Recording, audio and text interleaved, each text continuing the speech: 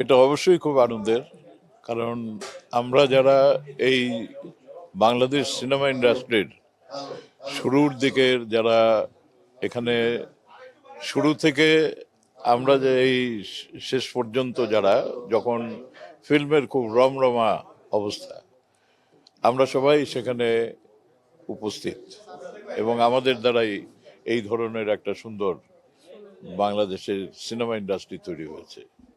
তো অবশ্যই আমরা সামাজিকভাবে একে অপরের সঙ্গে দেখা হয় না, কখনোই সেরকম সুযোগ হয় না। চ্যানেল আই আজকে এই সুযোগটা করে দেওয়ার জন্য চ্যানেল আইকে ধন্যবাদ।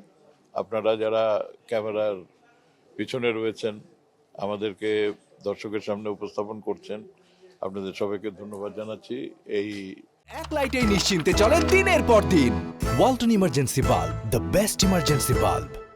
আষাঢ়ের গল্প, আজকে আষাঢ়ের পয়লা দিন, সুতরাং এটা একটু বাড়তি আমরা আনন্দ পাচ্ছি যে আড্ডাটা খুব জমেই উঠেছে, খাওয়া দাওয়া সহ গল্প করা, এবং সবাই কিন্তু আমরা অতীতকে স্মরণ করছি এবং স্মৃতি আমাদের সবাইকে শানিত করছে।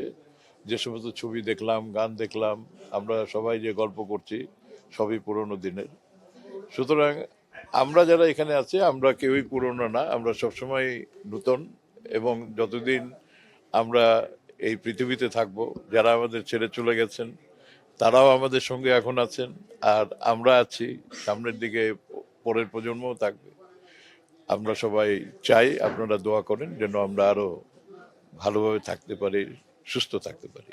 হ্যাঁ হ্যাঁ, না না না, আমাদের তো সবসময় যেগুলো ছিল সেগুলোর কথা বলি না। আমার আবার এখন একটা নতুন কৌশল এই ব্যাপারে, খেলা দেখতে থাকি দেখতে থাকি, দেখতে দেখতে যেটা হয়, দেখতে দেখতে অনেক সময় একটা ফেভারিট হয়ে যায়। তো সেই রকম ভাবেই এবারের ফেভারিট এখনো হয়নি, সবে শুরু হয়েছে। এই দু একটা খেলা হয়েছে, যেমন ব্রাজিল ফেভারিট ছিল অনেকের, তো ব্রাজিলের খেলাটা এবার অনেকেই পছন্দ করছে না, অন্যান্য দল আরো শক্তিশালী মনে হচ্ছে।